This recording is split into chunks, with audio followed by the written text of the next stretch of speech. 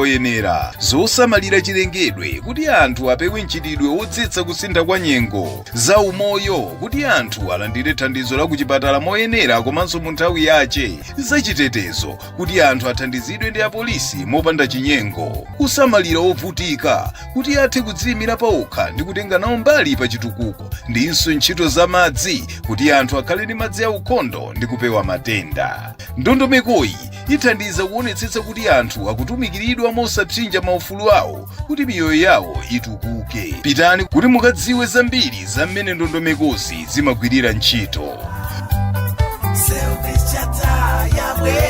Uthengawu akukupatsirani da Human Rights Resource Center mogwirizana ndi makhonsolo a Dowa, Mchisi ndi Nsanje ndi thandizo.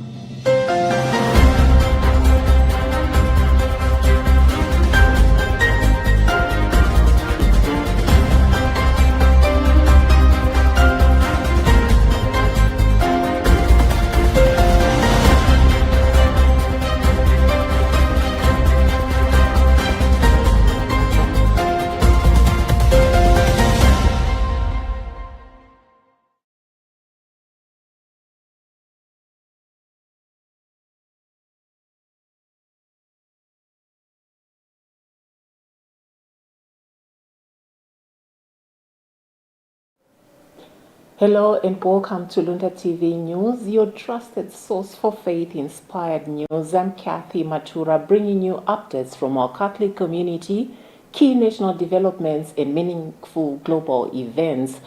Guided by our faith, we shine a light on truth and compassion. Faith, the headlines.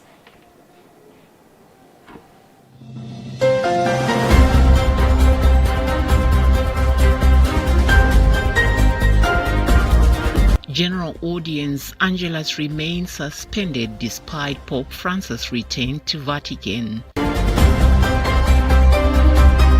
Luntha City Southeast MP disappointed over the high budget allocation to state residences. Government threatens to revoke business licenses of Chinese wholesale importers over reluctance to adhere to price reduction directive. In news from the international scene, Kenyan police officer missing after Heishi gang ambush.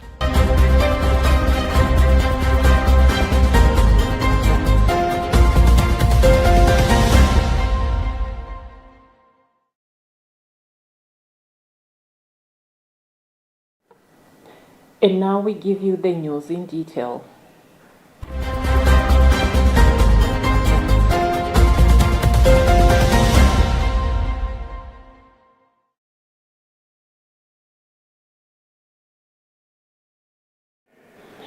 The Vatican press office stated that Pope Francis continues recovering at St. Martha's House following his discharge from Gemelli Hospital on Sunday, adhering to doctors' orders.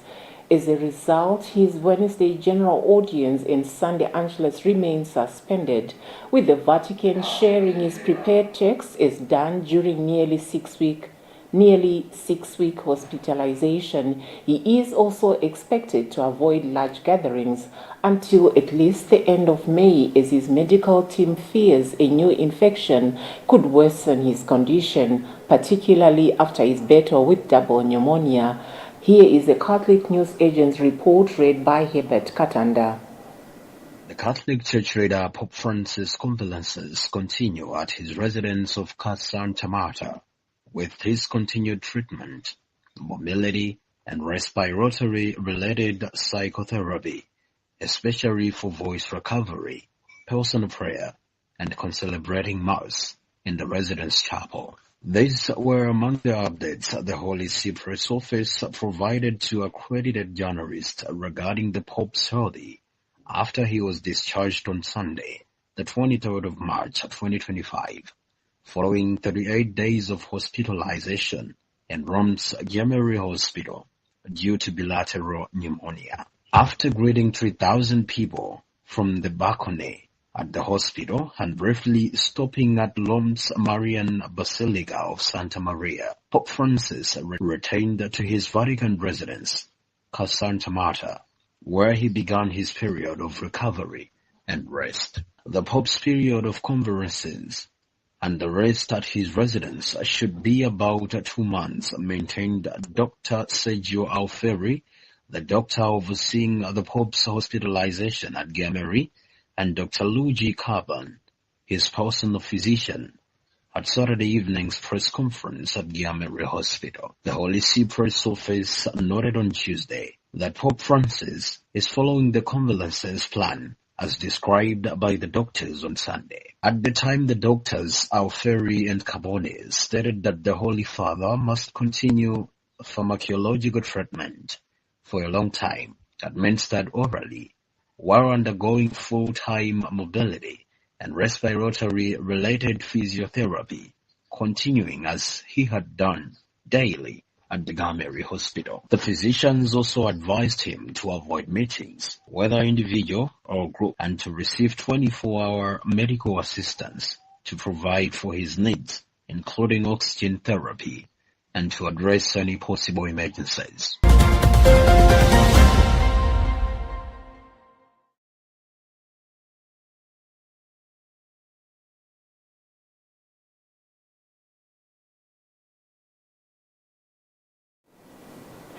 Member of Parliament for Blantyre City South East Samia Suleiman has apologized to Malawians for being part of a membership that has failed Malawians this year. Suleiman made the remarks at Parliament on Wednesday after his motion to have the state residence provision of 67.3 billion kwacha reduced with 47 billion kwacha was shot down by the ruling party. Rashida Matandika reports. The MP for Blantyre City South East constituency, Samuel Suleiman, has a feeling that on his exit after the loss in the 16th of September general elections, President Lazarus Chakwera will never leave behind a dime, and so it was right to give the State House affairs 20 billion kwacha to be used in the remaining 5 months. Samuel, in his disappointment, says the House has favored the affairs of one person against millions of Malawians who are going through hunger, as his proposal was to have the 47 billion kwacha directed to ADMAC for the purchase of over 2 million bags of maize. Indeed, I've walked out. I don't see any reason to sit in the chamber because I feel that as parliamentarians, we all have failed Malawians. We all have failed our people. We could have done better. You know, this is the last sitting of Parliament, and let's call a spade a spade. This Parliament cohort has not worked for Malawians, and I'm first to accept it and admit it as a man that to Malawians, we are sorry. I am sorry personally for letting you down. What we have seen today is a typical, proper,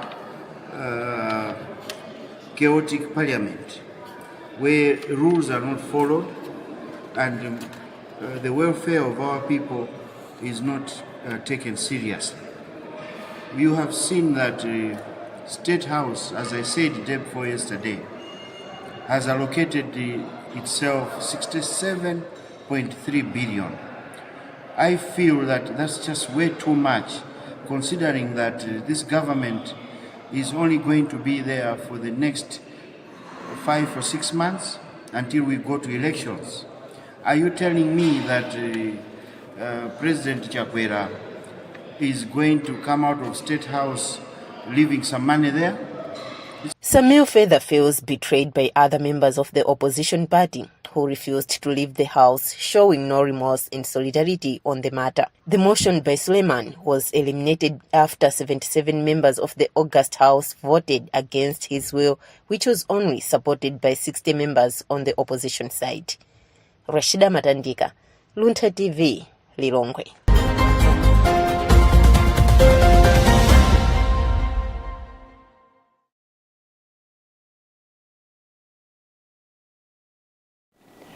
Financial Crimes Division of the High Court in Lilongwe has adjourned to 6th through 9th May for hearing continuation of the 5 billion kwacha unexplained world case involving former presidential bodyguard Norman Chisale. On Wednesday, one of the defense lawyers, Roshendra Demel, moved the court in application for adjournment following unavailability of the lead defense lawyer Gilbert Konyongwa due to an illness. Director of Criminal Litigation in the Public Prosecutions Directorate, Zikontiantu Luntha, told journalists that their witnesses were ready to start testifying against Chisale before the prayer for adjournment. Gift Kalonga is reading this report. On Tuesday, former President Professor Peter Mutharika's security aide, Norman Chisale, pleaded not guilty to the charges related to an explained wealth amounting to around 5 billion kwacha, and the state started parading witnesses against him. According to the Director of Criminal Litigation in the Directorate of Public Prosecutions, Zikontiantu Marunda, the witness who was supposed to testify on Wednesday is the main witness and will be explaining to the court Chisale's income disparities with his accumulated wealth. However, the witness could not testify on Wednesday as the proceedings have been adjourned to 16th through 9th May following a prayer for adjournment by one of the lawyers for the accused, Roshendra Demel, as the lead defense lawyer, Gilbert Konyongwa, was not available. You will recall that the matter in which former Director of Security Services at state residences during Professor Arthur Peter Mutharika's reign, Mr. Norman Chisale, came for hearing yesterday. Plea was taken, and at least the state paraded one witness. The matter was adjourned to today for further parading of state witnesses. However, last night we were alerted about a health situation concerning Counsel Gilbert Konyongwa.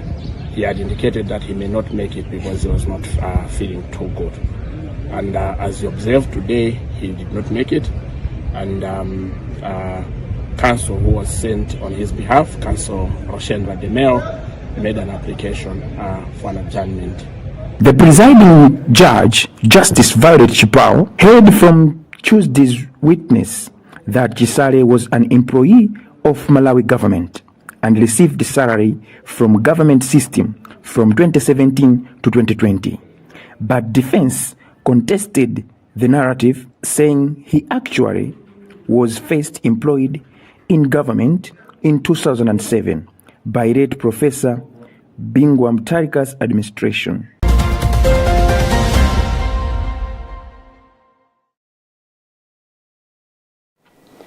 WaterAid Malawi has revealed major setbacks in the country's water, sanitation and hygiene wash sector, citing political interference and inadequate resource distribution as key obstacles to progress. A study commissioned by WaterAid Malawi and conducted by the Institute for Policy Research and Social Empowerment found that political interference has disrupted wash operations, leading to duplicated responsibilities and frequent restructuring within government ministries. Tandiwe Mzumara reading a report filed by Bridget Mwanoka. According to the report, 94% of WASH funding is channeled to the Ministry of Water, while local councils receive only 5%. Additionally, 80% of the funds come from donors, with most of the money allocated to infrastructure projects rather than hygiene promotion. WaterAid Head of Policy Advocacy and Communications, Shandiwira Chisi, stressed the need for decentralizing roles so that both urban and rural communities have equal access to clean water. Bite 1, Shandiwira Chisi. We felt we could do better and try to understand the underlying causes, and our understanding revealed that compromised wash systems is actually key to predisposition people to the spread of cholera. So we thought if we would get an understanding of how cholera is managed at the moment, and then whether the country is ready to look for long-lasting solutions, which will be through investing into water sanitation and hygiene. So we had to do a deep research to understand how things are working out at the moment, to look at the gaps and all that. From the Research Institute, Joseph Tombozi highlighted the sector's challenges, noting that the Ministry of Water is understaffed and heavily influenced by political interference. That there are different actors that are involved on issues of WASH for public health, as well as WASH for cholera response, and that these actors have different interests and are driven by different incentives depending on their mandates. So you find that the main actors in terms of, for example, if you look at cholera response, you have the Presidential Task Force, which comes into play together with DODMA, especially when cholera is declared to be a disaster. The study also highlighted challenges such as corruption, bureaucratic inefficiencies, and local banks' hesitation to finance WASH projects due to perceived financial risks. To tackle these issues, the report suggests enhancing domestic resource mobilization, reducing corruption, increasing funding for local councils, and collaborating with financial institutions to support investments in the water sector.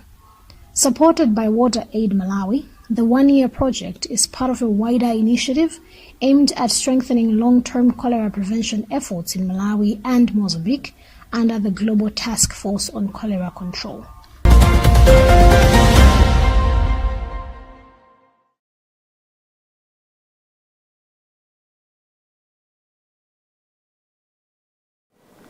You're watching news live on Luntha TV. We take a commercial break. Don't go away.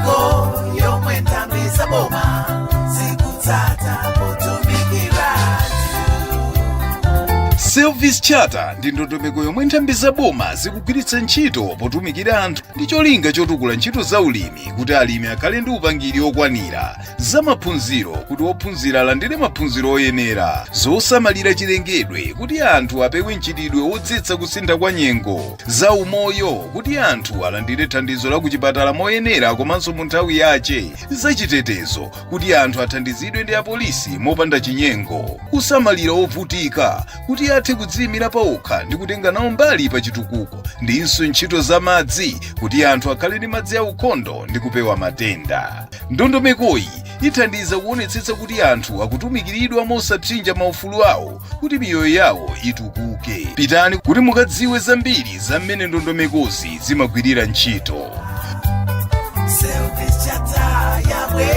Uthengawu akukupatsirani da Human Rights Resource Center mogwirizana ndi makhonsolo a Dowa, Mchisi ndi Nsanje ndi thandizo lochokera ku Norwegian Church Aid ndi Dan Church Aid.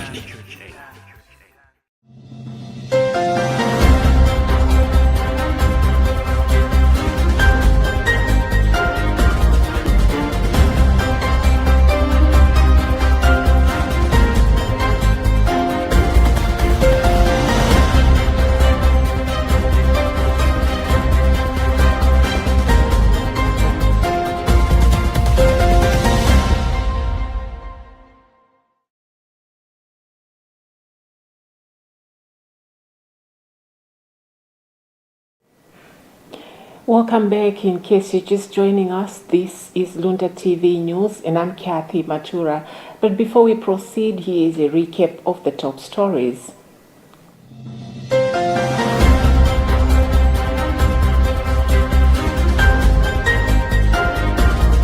General audience, Angelas remains suspended despite Pope Francis' return to Vatican. Luntha City Southeast MP disappointed over the high budget allocation to state residences. Government threatens to revoke business licenses of Chinese wholesale importers over reluctance to adhere to price reduction directive. In news from the international scene, Kenyan police officer missing after Heishi gang ambush.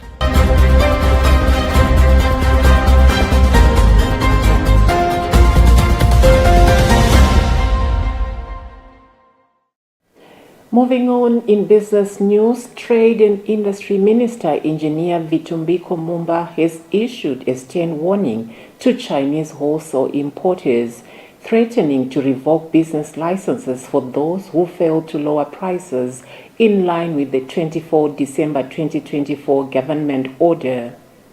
Speaking on Wednesday in Lilongwe during a meeting with traders, excluding those from Zuzu and Zomba, Mumba said the engagement aimed to alert them of consequences for non-compliance. On forex shortages, Mumba revealed that the government has already secured forex access for 15 companies to import goods and help stabilize soaring prices. Here is part of what Mumba had to say. As a minister, I've got the powers to revoke licenses for non-complying wholesalers. So I didn't want to act before warning them. So I came here to warn them and call them that this is what's happening. You're not complying. So from now onwards, if you see me revoking your licenses, it's after I've warned you myself, as directed by Chakwera. Our aim is to promote trade, not scare it. But when people are not being compliant, we have no choice but revoke their licenses. The prices, taking into account the VAT, so that on 1st April, in case indeed the VAT is removed, they reduce the price, saying that we have taken into account VAT, trying to cheat us. We've got records of them, and as Minister of Trade, we are keeping track of that, because they want to cheat. That they reduce the prices, yet make sense, they were reduced.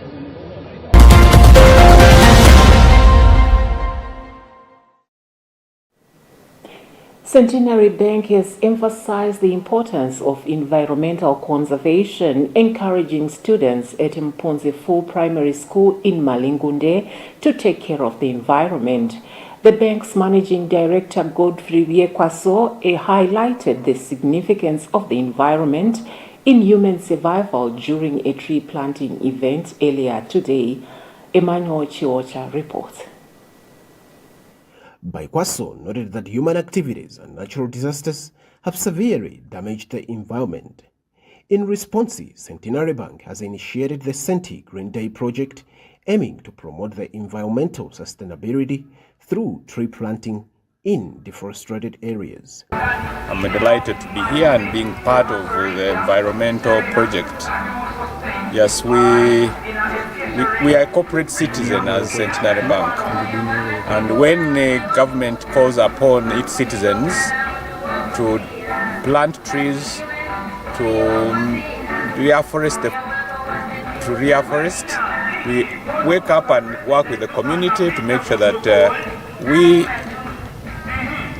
conserve the environment, we conserve nature, we plant trees. So this is part of our celebration for the two years anniversary, and we chose environmental project because we know this is what sustains the country. We know the environmental changes that are happening globally, and we believe that as a bank we have a responsibility to sustain the environment. And that's why we're here. We have bought 5,000 seedlings, and 3,000 of these we brought them to this school because we believe that we not only planting trees but also educating the future generation on the importance of the environment. The bank has planted 5,000 trees in various locations in Rilongwe, including 3,000 trees at Impozi Primary School, 1,000 trees at Airbus School, and additional trees in Matewera area. Marketing and Customer Experience Manager Rinda Nkosi emphasized the importance of the community involvement in caring for the newly planted trees. Nkosi urged the surrounding communities to take ownership of the trees, ensuring their growth and maintenance. Primary Education Advisor for Maringunde Zone, Theodora Sagara, commended Centenary Bank for its leadership in environmental conservation, instilling a sense of responsibility in children from a younger age. I, as a pay, I have welcomed the program here at Impozi. I'm very happy because of this. Group Village Senior Marewere expressed gratitude for the fruit trees planted. Promising to care for them, he highlighted the healthy benefits of fruits, emphasizing the community's commitment to maintaining the trees. This year, tree planting season is celebrated under the theme Restore Forest and Land to Secure Food Production. Centenary Bank initiative aligns with this theme, promoting environmental sustainability and food security. For Luntha News, this is Emmanuel Juocha.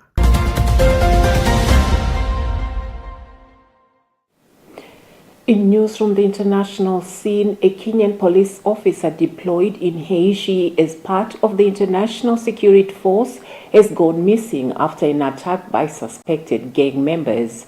The force was attacked by gangs as they were helping a vehicle from the Haitian National Police that got stuck in a ditch, the mission said in a statement. Following the attack, specialized teams have been deployed to conduct a search for the missing officer. BBC News Africa report read by Herbert Katanda. The Multinational Security Support Mission to Haiti said the attack happened on Tuesday during a patrol operation in the town of Pont-Sunday. Haitian media reported that the officer could have been killed by the gangs, but this has not been confirmed. In a statement, the Kenya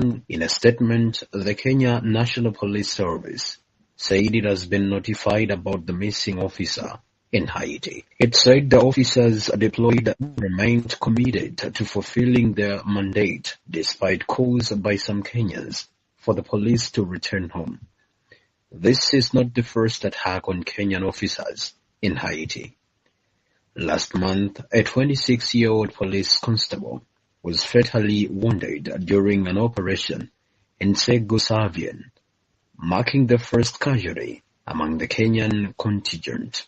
Samuel Tompi Ketau's body was flown back and he was laid to rest this month. Kenya has deployed at least 800 police officers under the MSS mission to Haiti to help combat gangs. The force was sent to Haiti in June last year to help restore order to the country, where gangs have seized control of almost the entire capital, Port-au-Prince, as well as many rural areas. More than 5,500 people were killed in gang-related violence in Haiti in 2024, and more than 1 million people have fled their homes.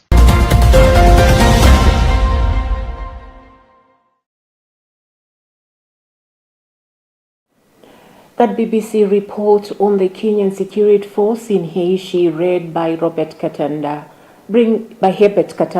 brings us to the end of this bulletin. But before we go, let's take a look at the headlines once again.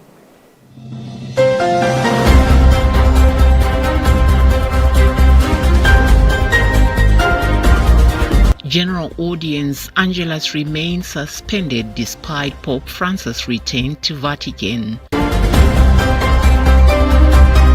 Luntha City Southeast MP disappointed over the high budget allocation to state residences. Government threatens to revoke business licenses of Chinese wholesale importers over reluctance to adhere to price reduction directive. In news from the international scene, Kenyan police officer missing after Haitian gang ambush.